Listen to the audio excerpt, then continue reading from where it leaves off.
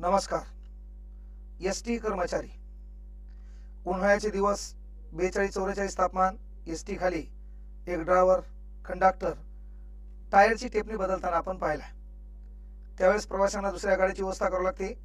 प्रवासी दुसऱ्या गाडी जातो, उन्हामध्ये तळपताना ते दोघं दिसतात। अलीकडे तर आपण पाहिलं, कंडक्टर म्हणून एखादी महिला दिसते तर प्रथमतः तिच्या कार्याला सलाम। लेकरं, नवरा, संसार, घर आणि त्याच्यातून एसटी ती कर्मचारी, खरंच त्या माता माऊल्यांच्या कार्याला सलाम। पण माझा दुसरा प्रश्न, एसटी कर्मचाऱ्यामध्ये जे ड्रायव्हर असतील, तुम्हाला कळकळीची एक विनंती आहे, नेमकं तुम्हाला गाडी पळून भेटतंय काय? त्याच्यानंतर सरकार तुमच्याकडे पहिलंच लक्ष देणं, तुमचा पगार बरोबर नाही, तुमच्या लेकराचं शिक्षण बरोबर होईना, मग एवढी गडबड करून एखादं संकट बिनाकामी अंगलट का आणून घेता? मी आवर्जून पाहिलंय, मी गाड्या पळवताना पाहिलंय, माझ्याही गाडीला 1-2 वेळा कट बसलेला आहे। माझी एक विनंती आहे की तुमच्या मागे पहिलेच एवढे मोठे संकट आहेत, बिनाकामी गाडी पळवू नका। म्हणजे आज ही घटना घडली की एका मोटरसायकलवाल्याने कट मारला म्हणून ड्रायव्हरचा गाडीवरला ताबा सुटला आणि 11 प्रवासी यांना मरण आलं, यांचा मृत्यू झाला। याला कारणीभूत एसटी कर्मचारीचा ड्रायव्हर पण आहे। का बाबा? तर जर गाडी कमी स्पीडमध्ये असती तर कदाचित तो अपघात झाला नसता।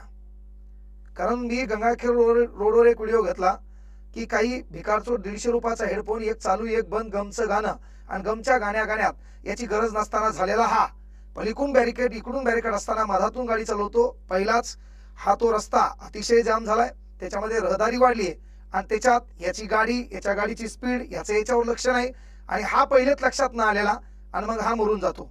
त्याच्यानंतर घरचे बिनाकामी ताणात येतात, म्हणजे पहिली तर याची गरज नव्हती तरी हा झाला, पण त्याच्यानंतर हा काय करतो, ज्याच्यामुळे धडकला पुढच्यालाही त्रास, मेल्यामुळे घरच्यालाही त्रास आणि जिवंत होता तेव्हा समाजालाही त्रास। विनंती आहे, वारंवार सांगालो, बॅरिकेडच्या पलीकडे गाड्या चालवा, कानातले हेडफोन कमी करा, गाडीची स्पीड कमी करा आणि सध्या गाभरं माजलेत 18 ते 35 वयोगटातील, जरा सुधरा।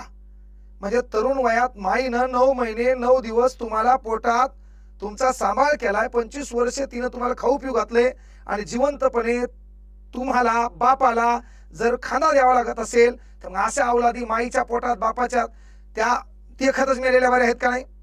तुमच्यासाठी काय काय करायचं त्यांनी? पण एसटी कर्मचाऱ्यांना विनंती आहे, बिनाकामी स्पीड वाढवू नका।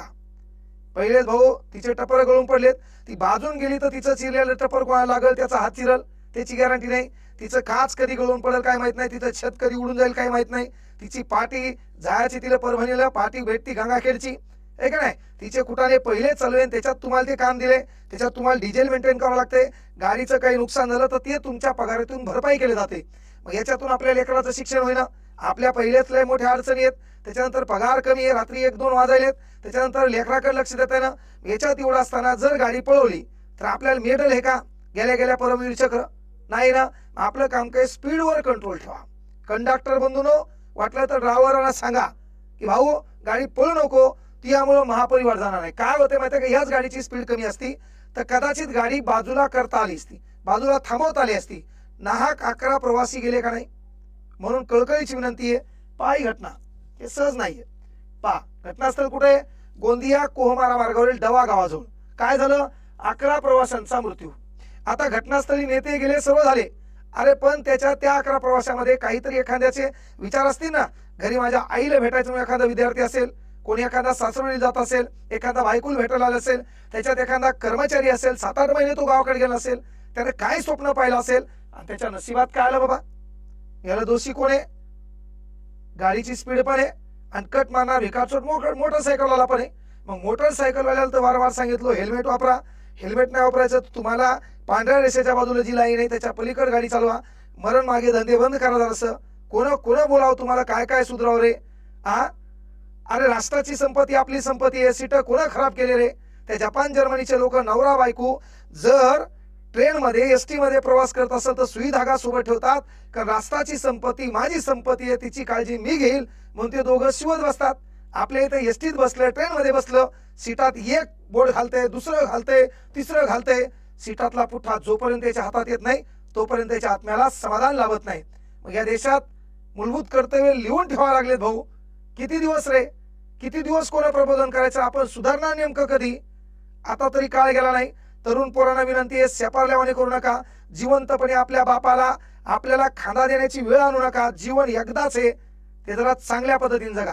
एसटी कर्मचाऱ्यांना कळकळीची विनंती आहे, विशेषतः ड्रायव्हर बंधूंनो, गाडी हळू चालवा. तुमची पण घरी फॅमिली वाट पाहते, लेक वाट पाहते, बायको वाट पाहते, माय वाट पाहते. त्यांना तुम्ही सुखरूप दिसले पाहिजे. आणि एक भारताचा जबाबदार नागरिक म्हणून तुमच्याकडे विनंती करतो, गाडी हळू चालवा. स्वतःच्या परिवाराची, इतरांच्या परिवाराची, भारतीय नागरिक प्रवासी या नात्यानं त्यांची काळजी घ्याल, एवढीच तुमच्याकडून अपेक्षा. महिला मंडळ, एसटी खात्यामध्ये जे काम करत आहेत, महामंडळामध्ये जे काम करत आहेत, त्या प्रत्येक महिलांच्या कार्यांना सलाम. एसटी कर्मचाऱ्यांना पण सलाम. पण आपलं घरी कोणतरी वाट पाहतंय आणि आपल्या हातानं नाहक कोणी मरणार नाही, यासाठी गाडीच्या वेगावर थोडा ताबा ठेवा. कळकळीची विनंती. जय हिंद, जय महाराष्ट्र.